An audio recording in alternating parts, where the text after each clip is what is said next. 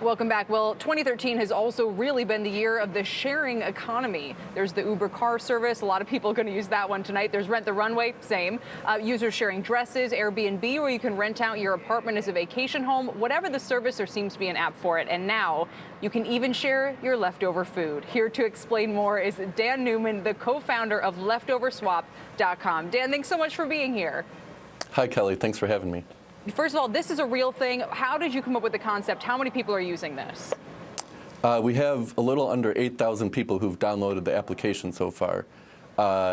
And the idea came up when I was visiting my friend out here in Seattle, and we just had too much pizza one night and thought how cool of an idea it would be to share that pizza with people around us. And so what's fascinating, and I want to get the thoughts from my panel here as well on this, but I mean, there are all sorts of things about hygiene and logistically, how do you get the food from one place to another? And what do you think the appeal is of being able to do this? I think the appeal goes back to when you were a kid and your mom always told you to clean your plate. You know, people don't want to waste food. Food is, you know, a sacred kind of thing. And if people can avoid that guilt, I think they want to. Kate, would you do it? I would never do it. And I have to say, Dan, I really applaud the idea. I think the intention here is great, and you're absolutely on to a problem that needs to be addressed. I get upset about the waste of food in my own home, especially in New York City, where we don't have garbage disposals, and a lot of this stuff goes right in the trash. So I'm happy that Mike Bloomberg was pressing for composting, even though that could be tricky in city apartments, but it's something worth considering. This is not Vermont. But seriously, broadly and in my own home, I think it's a serious issue, so I commend your efforts. But I would never want to go online and eat someone else's leftover food. I can't imagine it. I don't even like the look of day-old pizza or Chinese food in my own fridge, let alone in someone else's. Little-known fact, I'm also a physician, so what do you do about quality control? Because clearly the leftovers have to be stored at a reasonable temperature. Some salmonella or something's going to go next door. How do you deal with that? Of course. We have guidelines for users. You know, reheat food to the proper temperature. Don't give away anything that you wouldn't eat yourself. They mostly boil down to common sense. Mm-hmm. And what's interesting, Kenny, you're the chef here. I mean, you make a lot of delicious food. Why not be able to share it with more people? I mean, is this about leftovers, or is this just about food sharing and swap? Well, I think it's a little bit of both. At least, Dan, that's what it sounds like to me. But I have to tell you, I agree with Kate, and maybe it's because it's my age. I'm not necessarily sure that I would just do it, but I have to tell you, I think clearly I would guess that your user profile is going to be that that younger generation, the 18 to 26 generation. Maybe this delves into the TMI category. But I have two small children, and I remember with both of them, I was aware that there was such a thing as a breast milk bank that some people were involved with who wanted to give their babies mother's milk, but for whatever reason didn't have access to it themselves.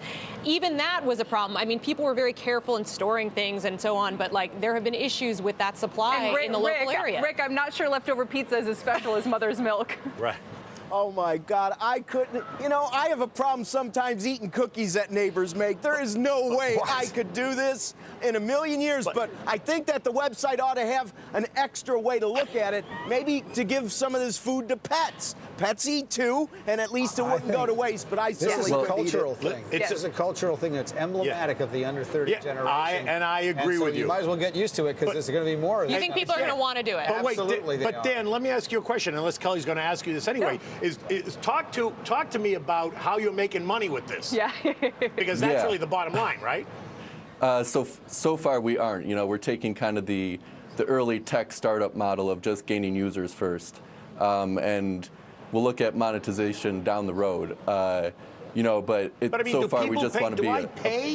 Do I pay? Like, am I buying somebody's leftover food? No, you get that for free. Here's where I think this could work well. Another individual example. I belong to a community-supported agriculture co-op where we get local farms. That's so Brooklyn. I know, it's very, very Brooklyn. I apologize to our viewers. But anyway, we get vast quantities of root vegetables and leafy vegetables, and more than even our relatively large family can eat in a week. So a lot of people share those, and that's something where maybe I would photograph it and put it on a leftover swap. But that's different, because that's those are like grocery food, goods, exactly. But They're that's not pizza from yesterday. Swap, maybe it's just the moniker's a bit misleading. Dan will give you the last word here. Yeah, I'll just make the point that it's any excess food, not just stuff that you've taken bites of. So you go to Costco, you get a giant package of something, you can split that up and share that easily. And that's a great idea. Fascinating stuff. We like it. I love fascinating. trying to Cutting get rid of edge. waste. Cutting edge. But it goes right to that generation. That's right. Absolutely. Yeah, well, yeah, things going back to how they used to be to some extent, saving food. Dan, thank you so much for being here. Have a great New Year's, and we'll all be thinking of that over dinner tonight. Happy New Your Year. tweets have been coming in fast and furious.